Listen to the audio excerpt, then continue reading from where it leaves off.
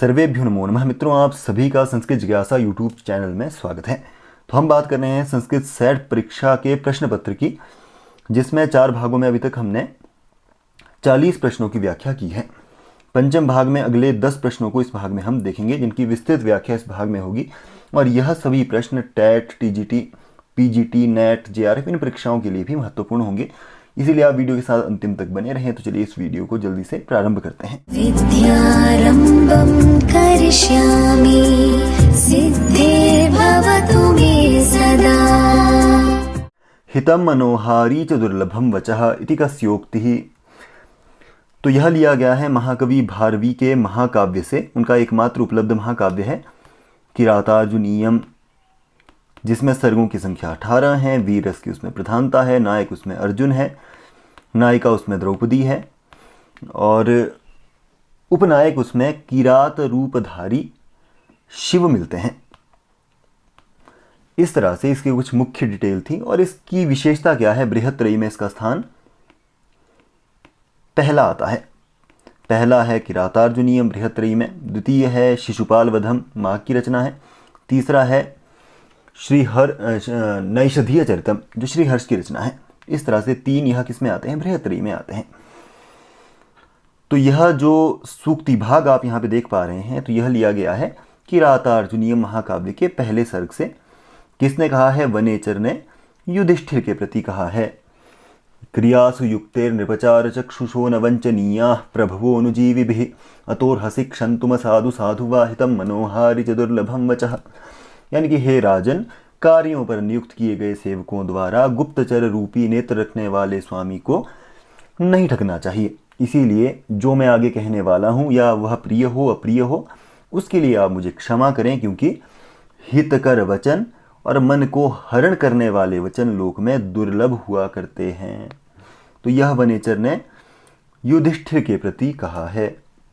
तो इसमें सी इसका सही उत्तर हो जाएगा। अगला प्रश्न है वीर रसः अंगिरसः भवति अस्मिन् काव्ये। तो रस के बारे में चर्चा आई है, थोड़ा साहित्य का बैकग्राउंड जान लेते हैं, इस पर विशेष चर्चा करते हैं। तो साहित्य के क्षेत्र में 6 मुख्य संप्रदाय होते हैं। कौन कौन से? पहला है रस संप्रदाय, दूसरा अलंकार संप्रदाय, तीसरा है रीति संप्रदाय, चौथा आता है ध्वनि संप्रदाय, फिर आता है वक्रोक्ति संप्रदाय, और अंतिम आता है औचित्य संप्रदाय। इनके प्रवर्तक कौन है? रस संप्रदाय के भरत मुनि है। भरत मुनि ने नाट्यशास्त्र में रस सूत्र दिया है विभावानुभाव व्यभिचार संयोगा दर्श निष्पत्ति ही। अलंकार संप्रदाय के प्रवर्तक कौन है? भामह, जिन्होंने काव्यालंकार ग्रंथ में अलंकार संप्रदाय की रचना की है। रीति नाम का जो संप्रदाय है, उसके प्रवर्तक कौन है? वामनाचार्य। उन्होंने काव्यालंकार में ही रीति संप्रदाय की स्थापना की है। ध्वनि संप्रदाय के प्रवर्तक कौन है? आनंदवर्धन। उन्होंने ध्वन्यालोक ग्रंथ में ध्वनि संप्रदाय की स्थापना की है। वक्रोक्ति संप्रदाय के प्रवर्तक कौन है? तो वक्रोक्ति संप्रदाय के प्रवर्तक है कुंतक। उन्होंने वक्रोक्ति जीवितम नामक ग्रंथ में वक्रोक्ति संप्रदाय की संरचना की है। औचित्य संप्रदाय के प्रवर्तक कौन है? तो इसके प्रवर्तक है क्षेमेंद्र। उन्होंने औचित्य विचार चर्चा नामक ग्रंथ में औचित्य संप्रदाय की स्थापना की है। तो रस का जो रस विषयक सूत्र क्या है? विभावानुभाव व्यभिचारी संयोग आदर्श निष्पत्ति, यानी कि विभाव, अनुभाव और व्यभिचारी भाव, इनके संयोग से रस की निष्पत्ति होती है। विभाव, जो यहाँ पे भाव की बात हो रही है, तो वह 2 प्रकार का होता है, आलंबन और उद्दीपन। यह सभी प्रश्न आपसे पूछे जाएंगे। तो मैं चाह रहा हूं कि आप इस वीडियो से बहुत सारे प्रश्नों को हल कर पाएं। इसीलिए अनुभाव कितने प्रकार का है? तो रत्यादि स्थायी भावों को प्रकाशित करते हैं अनुभाव। तो स्थायी भाव की संख्या भरत मुनि ने 8 मानी है। रति, हास, शोक, क्रोध, उत्साह, भय, जुगुप्सा और विस्मय। फिर व्यभिचारी भाव, इसके पहले 8 सात्विक भाव भी होते हैं। कौन कौन से? स्तंभ स्वेद रोमांच स्वरभंग वेपथु वैवर्ण्य अश्रु और प्रलय, यह 8 सात्विक भाव होते हैं। और मनोवृत्तियों को ही यहाँ पे व्यभिचारी भाव कहा गया है। इनकी संख्या कितनी है? 33 होती है। इस प्रकार से 8 स्थायी भाव, 8 सात्विक भाव और 33 व्यभिचारी भाव मिलके 49 हो जाते हैं। इनके संयोग से ही रस की निष्पत्ति कही है। अब इसके विषय में एक प्रश्न और आपसे पूछा जा सकता है। पहला तो यह कि इसके 4 रस सूत्र के 4 क्या हुए हैं? व्याख्याकार हुए हैं। शॉर्ट में इनके बारे में जान लीजिए, क्योंकि इनसे भी प्रश्न आपसे कोई ना कोई बनेगा। जिनमें से पहले हैं भट्टलोलट। इन्होंने रस सूत्र के विषय में उत्पत्तिवाद की स्थापना की। कौन से दर्शन के आधार पर? मीमांसा दर्शन के आधार पर। वैसे ही दूसरे हैं शंकुक। इन्होंने रस सूत्र पर अनुमितिवाद की स्थापना की। कौन से दर्शन के आधार पर? न्याय दर्शन पर। उस पर भी चित्रतुरग न्याय के आधार पर। तीसरे आते हैं भट्टनायक। इन्होंने भुक्तिवाद की स्थापना की। कौन से दर्शन के आधार पर? सांख्य दर्शन के आधार पर। और सबसे प्रमाणिक जो है वह अभिनव गुप्त का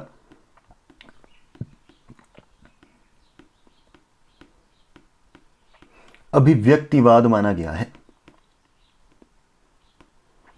इस प्रकार से तो यह आपसे पूछा जाएगा, भट्टलोलट ने रस सूत्र के विषय में किस वाद की स्थापना की है? उत्पत्तिवाद। कौन से दर्शन के आधार पर? मीमांसा। शंकुक ने अनुमिति। कौन से दर्शन के आधार पर? न्याय दर्शन, चित्रतुरग न्याय के आधार पर। भट्टनायक ने भुक्तिवाद की स्थापना की। कौन से दर्शन के आधार पर? सांख्य दर्शन के आधार पर। अभिनव गुप्त ने अभिव्यक्तिवाद की स्थापना की। इस तरह से रस कितने हैं?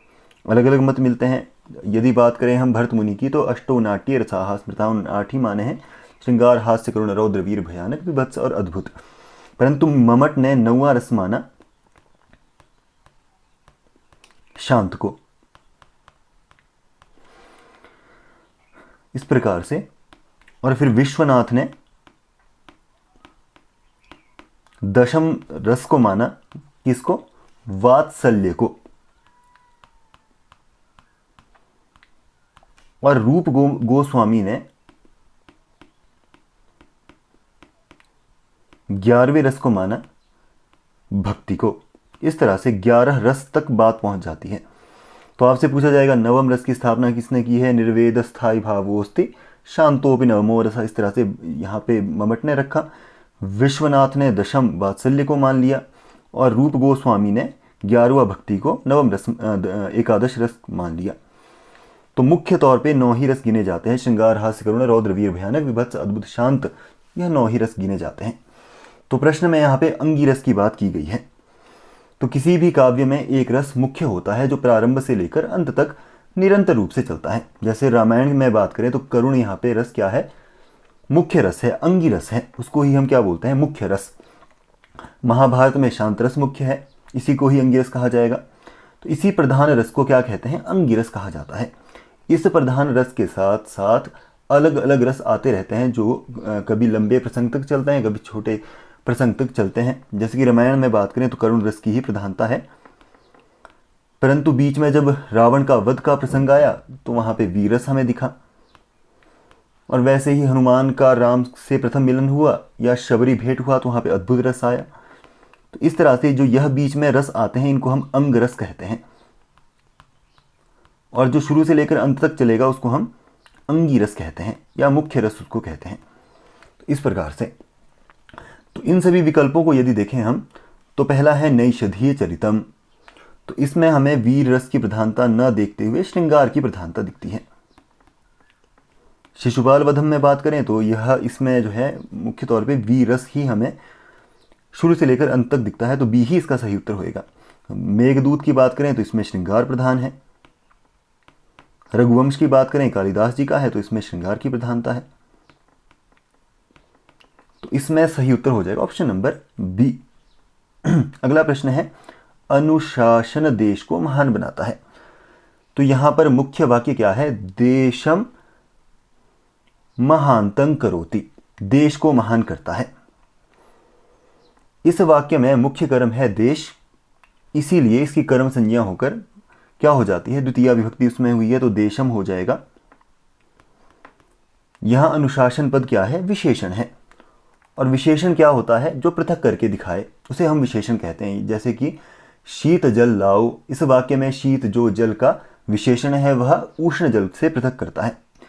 हम बोलेंगे कि शीतम जलमानय, यह वाक्य कहेंगे तो शीतम यहां पे जल का विशेषण है। विशेषण क्या करता है, अलग करके दिखाता है। तो जब हम शीतम कह देंगे तो यह किससे अलग करेगा, उष्ण नहीं लाना है, उष्ण से यह अलग कर देगा। तो इसीलिए जो विशेषण है वह अलग करके दिखाता है। और यह भी वही होगा जहां पे तत्व में कोई पृथकता होती है। जैसे कि हम कह देंगे कि शीत अग्नि लाओ, तो यहाँ शीत जो अग्नि का विशेषण दिया गया है वह असाधु हो जाएगा, क्योंकि अग्नि का धर्म क्या है, उष्णता है। तो यहाँ पे विशेषण शीत जो है वह असाधु हो जाएगा। तो जल में शीतलता भी विद्यमान रहती है और उष्णता भी विद्यमान रहती है, इसीलिए यहाँ पे विशेषण के रूप में जोड़ा गया है शीतम जलमानय। तो यहाँ दिए गए वाक्य में भी अनुशासन पद क्या है, विशेषण है। और जो अन्य से पृथक लक्षित करवाने के लिए यहाँ पे प्रयुक्त हुआ है। विशेष्य और विशेषण का लिंग एक होता है, इसलिए अनुशासनम देशम महांतं करोति, इस तरह से इसका सही हो जाएगा, अनुशासनम देशम महांतं करोति, यानी कि इसमें यह विकल्प जो है सही हो जाएगा। परिश्रम से विद्या होती है, यदि हिंदी वाक्य से संस्कृतानुवाद अस्ति। तो यहाँ पर एक सूत्र प्रवृत्त होगा, हेतु। हेतुवाचक शब्द से तृतीया विभक्ति होती है। तो हेतु किसे कहते हैं, द्रव्यादि साधारणम निर्व्यापार साधारणं च हेतुत्वम, यानी कि द्रव्य गुण कर्म इन तीनों का जो साधक हो और जिस हेतु में व्यापार हो भी या ना भी हो। तो यहाँ पे विद्या क्या है, विद्या प्राप्त होने का हेतु किसे दिया गया है, परिश्रम को दिया गया है। तो विद्या प्राप्त होती है परिश्रम से, तो विद्या प्राप्त होने का हेतु परिश्रम है, इसीलिए यहाँ पे हेतु में क्या हो जाएगी, परिश्रम में हो जाएगी तृतीया। तो परिश्रमेण विद्या प्राप्यते, तो इसमें ए इसका सही उत्तर हो जाएगा। अगला प्रश्न है, मुझे मिठाई अच्छी लगती है, इति हिंदी वाक्य से संस्कृतानुवादः अस्ति। तो यहाँ पे रुचि अर्थक धातु प्रयोग हुआ है, कौन सी, रुच धातु। तो यहाँ पे एक सूत्र प्रवृत्त होगा कारक प्रकरण का, रुच्यर्थानाम प्रीयमाणः। यह सूत्र क्या कहता है, रुच्यर्थानाम धातूनां प्रयोगे प्रीयमाणः अर्थः संप्रदानम स्यात्, यानी कि रुचि के अर्थ वाली धातुओं के प्रयोग में प्रीयमाण की संप्रदान संज्ञा होती है। प्रीयमाण यानी कि जिसे प्रिय हो उसकी क्या हो जाएगी, संप्रदान संज्ञा हो जाएगी। तो मिष्ठान्नम यहाँ पे क्या है, इष्टतमं कारक है, इसीलिए इसमें क्या हो जाएगी, कर्तुरीप से तमंग कर्म से कर्म संज्ञा हो जाएगी और कर्मणि द्वितीया से यहाँ पे द्वितीया हो जाएगी। दूसरा, किसे मिष्ठान रुचिकर लगता है, तो मुझे, ऐसा उन्होंने कहा। तो यहाँ पे अस्मद शब्द का प्रयोग करते हुए रुच्यर्थानाम प्रीयमाणः सूत्र से संप्रदान संज्ञा हुई, चतुर्थी संप्रदाने से चतुर्थी विभक्ति होके मह्यम रूप बना। तो मह्यम, इसमें कौन सा सूत्र लगा, रुच्यर्थानाम प्रीयमाणः, जिसको प्रिय हो। तो मह्यम मिष्ठान्नम रोचते, तो यहाँ पे डी इसका सही उत्तर हो जाएगा। अगला प्रश्न है, कृतक कोप वृत्तांतः कस्मिन् दृश्य काव्ये वर्तते। तो दृश्य श्रव्यत्व भेदेन पुनः काव्यम द्विधा मतम, दृश्य और श्रव्य के भेद से काव्य दो प्रकार का है। दृश्य का संबंध अभिनय से होता है, इसमें 10 रूपक 18 उपरूपक आते हैं। तो कृतक कोप वृत्तांत का संबंध किससे मिलता है, विशाख दत्त विरचित नाटक है मुद्रा राक्षसम, इससे। तो विशाख दत्त 400 से लेकर 500 ईसा के मध्य के एक महाकवि हुए हैं, कवि हुए हैं। और महाराज पृथु इनके पिता थे। इनके पिता का नाम क्या था, महाराज पृथु। तो विशाख दत्त के पिता कौन है, पृथु। इनके दादा का नाम भी मिलता है सामंत वटेश्वर दत्त करके, इनकी जो है दादा का नाम मिलता है। इनके द्वारा रचा गया एकमात्र रूपक है मुद्रा राक्षसम। तो मुद्रा राक्षस से अभिप्राय है, राक्षस यहाँ पे एक कोई व्यक्ति विशेष है, उसकी मुद्रा यानी कि अंगूठी। तो इसमें 7 अंक मिलते हैं। इसकी मुख्यता क्या है, तो इसमें लगभग 20 पात्र मिलते हैं, परंतु कोई भी स्त्री पात्र इसमें नहीं मिलता। तो स्त्री पात्र का अभाव किस रूपक में है, तो वह मुद्रा राक्षस में मिलता है। तो एक किसी प्रसंग में मिलता है जहाँ पे चंदन दास के मृत्युदंड के दृश्य में थोड़ा उसकी पत्नी का वृत्तांत वहाँ पे मिलता है। तो इसकी मुख्य कथा है कि चाणक्य जो एक इस नाटक का मुख्य पात्र है, वह नंद वंश के राजा शुद्धोधन को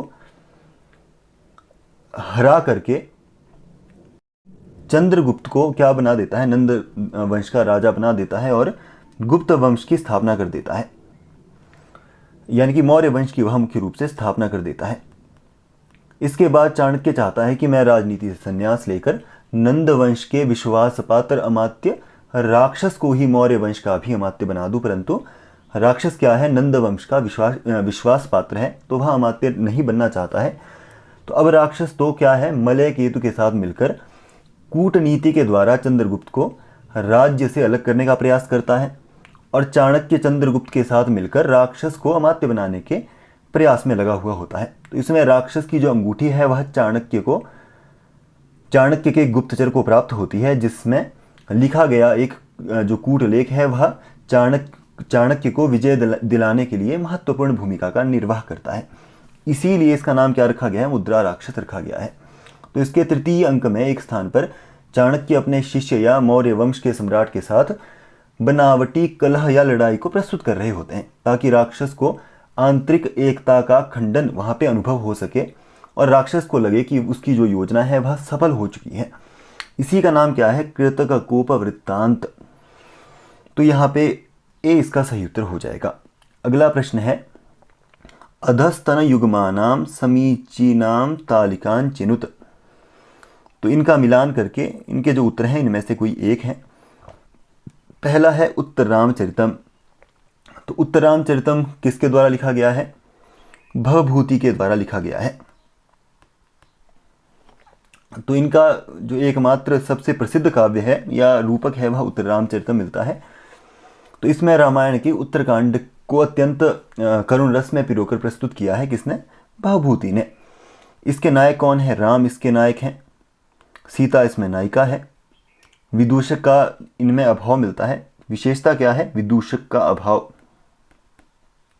यह भी प्रश्न आपसे पूछा जा सकता है।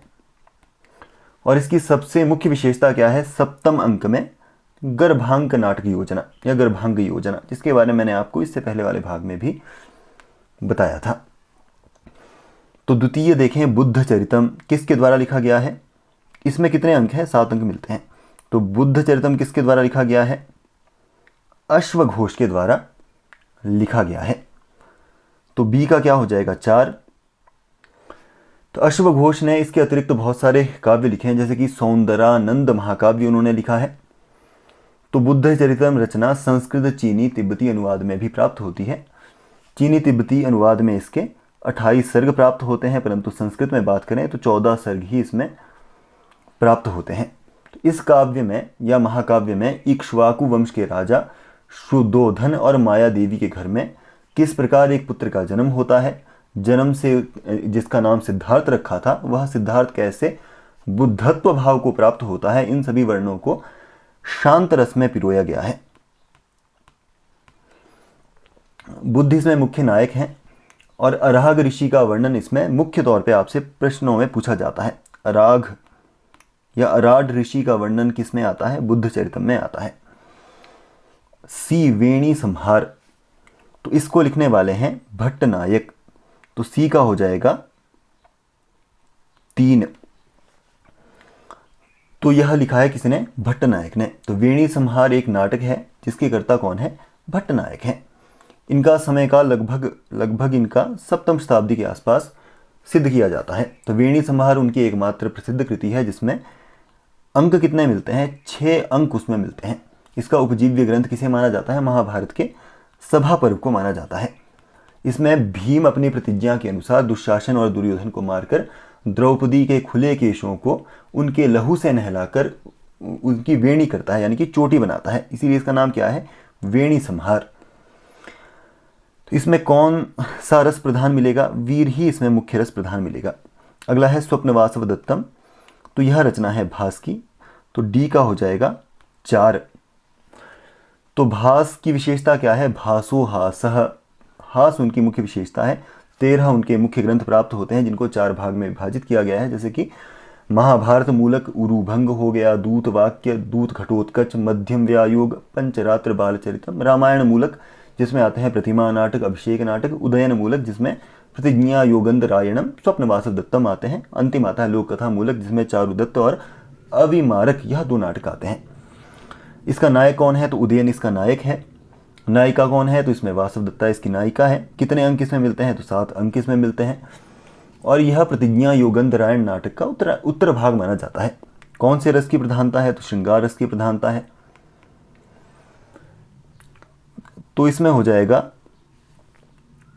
2 4 3, यह इसका हो जाएगा 2 4 3 और 1, तो 2 4 3 और 1 ऑप्शन नंबर ए इसमें आपका सही हो जाएगा। अगला प्रश्न है दुष्यंतस्य प्रथमम नाम किमासीत, तो यह प्रश्न लिया गया है महाकवि कालिदास के द्वारा लिखा गया एक महान नाटक है जिसका नाम है अभिज्ञान शाकुंतलम।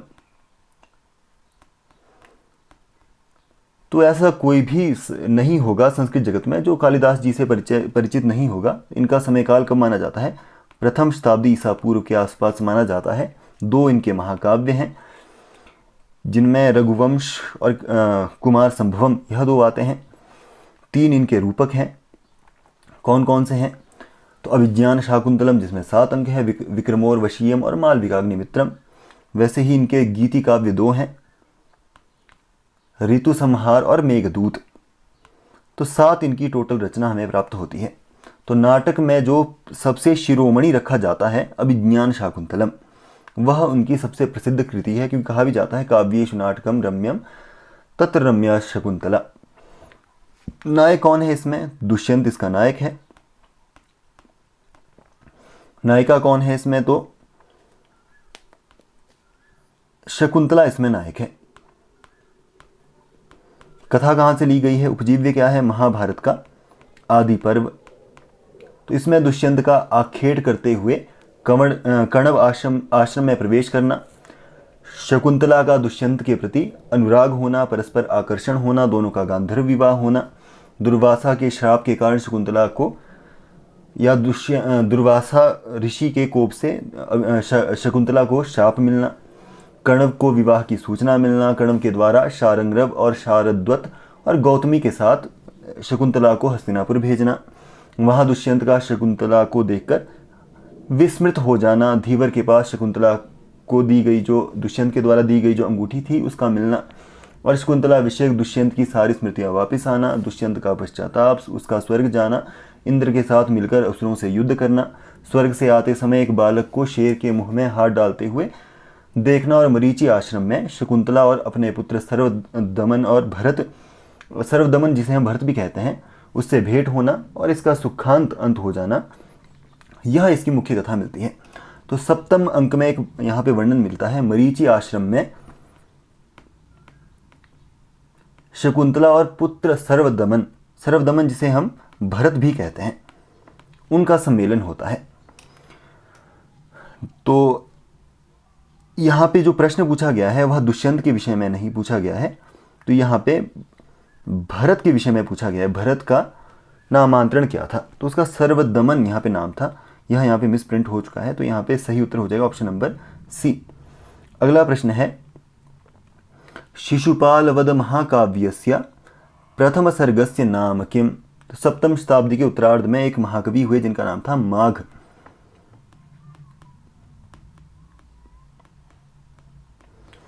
माघ ने शिशुपाल वध नामक महाकाव्य लिखा जिसमें 20 सर्ग प्राप्त होते हैं। उपजीव्य ग्रंथ कौन सा है, तो महाभारत का वन पर्व इसका उपजीव्य ग्रंथ है। तो बृहत्त्रयी में इसका 2य स्थान आता है, जैसे मैंने पहले भी आपको बताया। तो उसका मुख्य कथानक क्या है, युधिष्ठिर के राजसूय यज्ञ में श्री कृष्ण द्वारा शिशुपाल का वध करना। तो कवि ने इसी को ही चमत्कारी ढंग से इसमें प्रस्तुत किया है।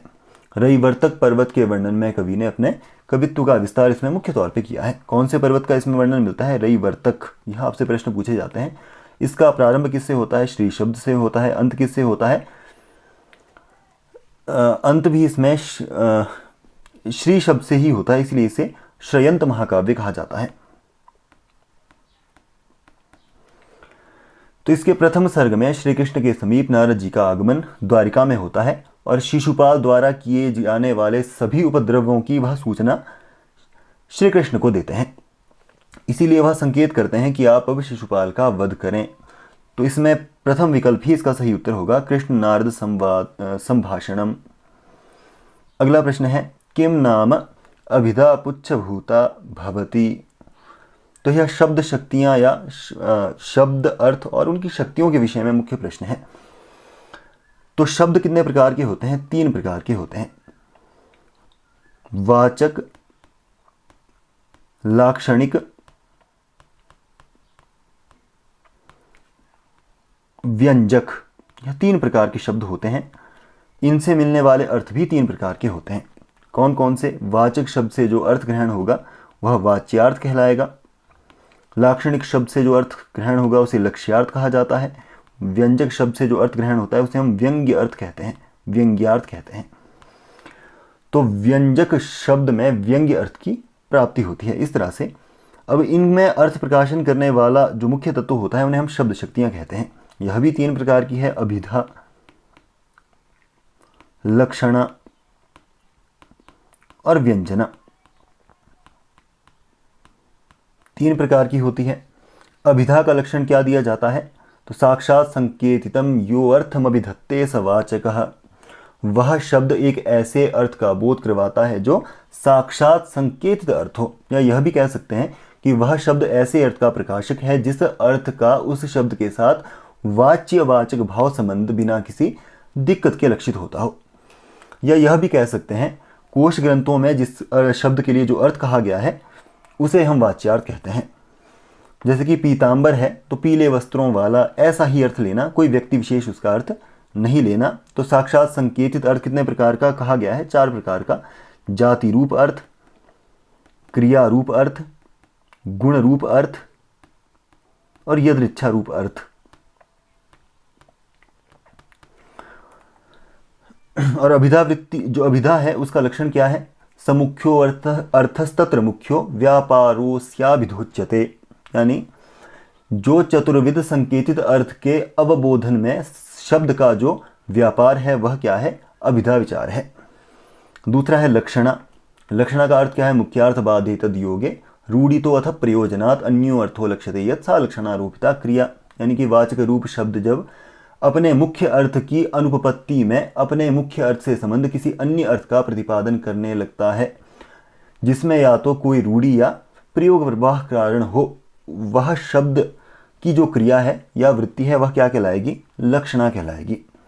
तो वाचक शब्द का बाद हो जाएगा या मुख्यार्थ बाधित हो जाएगा तब ही जाके क्या होगी? लक्षणा वृत्ति होगी। क्यों होगी? किसी रूढ़ि के चलते या समाज में प्रयोग के प्रवाह के कारण। जैसे कि गंगायां घोष हम कह देते हैं, गंगा में अहीरों का गांव, तो यहाँ पर मुख्यार्थ का बाद हुआ और गंगा के किनारे अहीरों का गांव, यह अर्थ यहाँ पे लक्षणा से हमें प्राप्त हुआ। तो अभिधा का बाद ही लक्षणा का क्या है? कारण बनता है। इसीलिए क्या कहा जाता है अभिधा लक्षणा को? अभिधा पुच्छभूता। तो इसमें एक सही उत्तर हो जाएगा बी। तो आज के भाग में इतना ही। उम्मीद करता हूँ आपको हमारी वीडियो पसंद आई है। वीडियो यदि पसंद आई है तो वीडियो को लाइक करें, मित्रों के साथ शेयर करें। चैनल यदि आपको इंपॉर्टेंट लगता है तो उसको सब्सक्राइब जरूर करें। मिलते हैं अगले भाग में, तब तक के लिए धन्यवाद।